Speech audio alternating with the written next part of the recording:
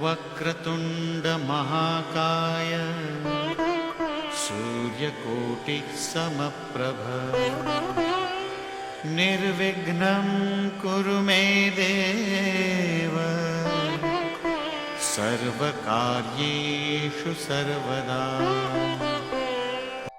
নমস্কাৰ। বেদিক এষ্ট্ৰলজি আছামৰ সকলো বন্ধু বান্ধৱীলৈকে মোৰ আন্তৰিক অভিনন্দন জ্ঞাপন কৰিলোঁ। লৈ আহিছোঁ আপোনালোকৰ আজি দিনটোৰ দিনপঞ্জী। আজি 10 আহিন শনিবাৰ 1432 ভাস্কৰাব্দ ইংৰাজীৰ 27 ছেপ্টেম্বৰ 2025 চন। ভাৰতীয় আজি 5 আহিন আৰু মোং 4 ৰবি চানি। আজি সূৰ্যোদয় প্ৰাতঃঘণ্টা 5:15:43 আৰু সূৰ্যাস্ত সন্ধ্যা 5:07:23।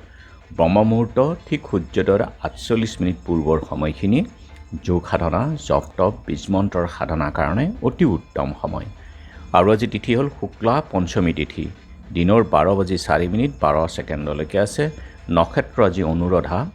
ৰাতি 1:08:18 আৰু আজিৰ যুগ হ'ল প্ৰীতি যুগ। ৰাতি 11:45:54 কৰণ হ'ল বালৱকৰণ। প্ৰীতি যুগত জন্ম জাতক স্ত্ৰীৰ প্ৰিয় হয় আৰু তেওঁ তত্ত্বৰ জ্ঞান মহা উৎসাহী আৰু তেওঁ প্ৰয়োজন সিদ্ধিৰ কাৰণে উদ্যোগী হয়। কথা বাৰ্তা তেওঁৰ মধুৰ হয় আৰু তেওঁৰ যদি পঞ্চম আৰু সপ্তম স্থানৰ মাজত সম্বন্ধ হয় তেনেহ'লে সেই জাতকৰ প্ৰেম বিবাহো হয়। অতি শুভ যুগ, গতিকে যিকোনো মাংগলিক কাৰ্য বা শুভ কাৰ্যৰ ক্ষেত্ৰতো আগবাঢ়িব পাৰে আজিৰ দিনত। আৰু এতিয়া চাওঁ আহক গ্ৰহগণৰ অৱস্থান। আজি ৰবি আৰু বুধাদিত্য ৰাজযোগ কৰি বহি আছে কন্যা ৰাশিত, মংগল আছে তুলা ৰাশিত বহি, বৃহস্পতি মিথুনত, শুক্ৰ আৰু কেতু একেলগে সিংহ ৰাশিত বহি আছে আৰু শনি আছে মীন ৰাশিত বক্ৰী হৈ, ৰাহু আছে কুম্ভত আৰু যিহেতু আজি চন্দ্ৰ বহি আছে বৃশ্চিক ৰাশিত, আজিৰ জন্মজাতকৰ ৰাশি হ'ব বৃশ্চিক ৰাশি, বিপ্ৰবৰ্ণ, বৰুণ যুগ, দেৱাৰীগণ, হৰিণৰ অষ্টি, অস্তোত্তৰী আৰু বিংশোত্তৰী শনিৰ দশা হ'ব। আৰু ৰাতি 1:08:18 দেৱাৰীগণ, বিংশোত্তৰী বুধৰ দশা।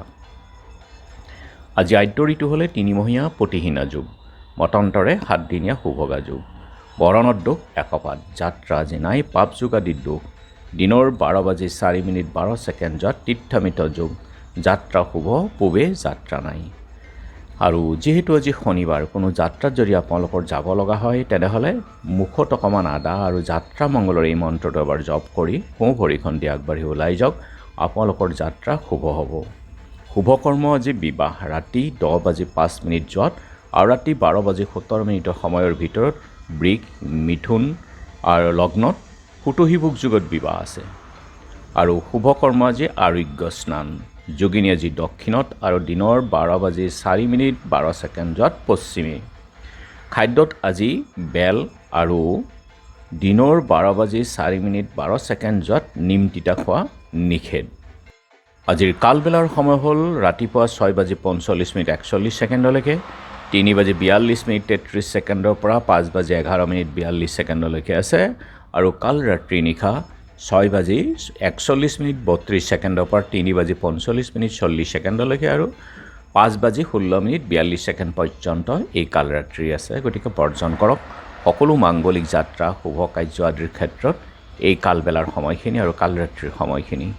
আজিৰ মহেন্দ্ৰ যুগ হ'ল দিনৰ 2:03 পৰা 2:53 অমৃত যুগ 6:09 আৰু 6:55 পৰা 9:13 11:32 পৰা 2:43 আৰু 3:23 পৰা 5:53 12:23 পৰা 2:03 এই কাল ৰাত্ৰি। গতিকে বৰ্জন কৰক। অমৃত যুগত যিকোনো মাংগলিক যাত্ৰা, শুভ কাৰ্য আদি কৰিলে ইয়াৰ ফল শুভ হয়।